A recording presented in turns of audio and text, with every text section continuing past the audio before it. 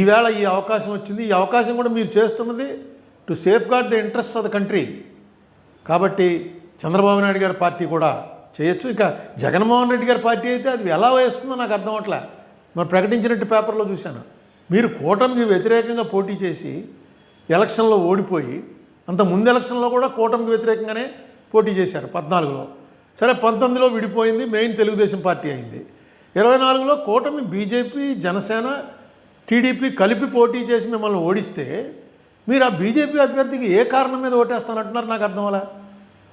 ఎందుకంటే సుదర్శన్ రెడ్డి గారు ఆయనే పార్టీ వాడు కాదు, మీకు కాంగ్రెస్ అంటే ఇష్టం లేదు, కాంగ్రెస్ మీ మీద కేసులు పెట్టింది అంటున్నారు. సుదర్శన్ రెడ్డి ఏం పార్టీ వాడు కాదే. ఆయన కాన్స్టిట్యూషన్ నిలబెట్టడం కోసం ఒక ప్రయోగం చేస్తున్నారు. కాన్స్టిట్యూషన్ నిజంగా నిలబెట్టగలడు. ఆ నిలబెట్టగలిగినటువంటి సత్తా ఉన్నటువంటి వ్యక్తి, ఏ పార్టీకి సంబంధం లేనటువంటి వ్యక్తి. ఇక ఎంతకన్నా ఆపర్చునిటీ మీకు ఏమొస్తుంది?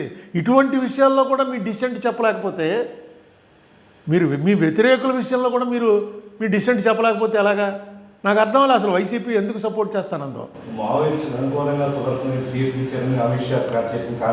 చాలా తప్పు అసలు. ఒక హోమ్ మినిస్టర్ స్థాయిలో ఉన్నటువంటి వ్యక్తి ఒక కోర్టు తీర్పుని వ్యతిరేకించవచ్చు, నువ్వు తప్పేం లేదు. ఒక కోర్టు తీర్పుకి ఉద్దేశాలు జడ్జి గారికి ఆపాదించడం అనేది ఇట్స్ కంటెంప్ట్.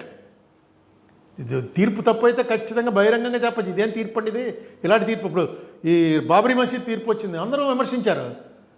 అదే రాజ్యసభ కోసం బాబ్రీ మసీద్ తీర్పు ఆ జడ్జి గారు, చీఫ్ జస్టిస్ గారు ఇచ్చాడు అనేటువంటి ఆరోపణ ఎవరైనా చేస్తే అది కంటెంప్ట్ అవుతుంది. It attracts contempt. ఈయన చేసింది అయితే చాలా దారుణం. ఈ పార్టీకి అసలు పార్లమెంట్లో దాని మీద చర్చ జరగాలి. తర్వాత పార్లమెంట్ మీటింగ్ అవ్వలేదులా ఉంది.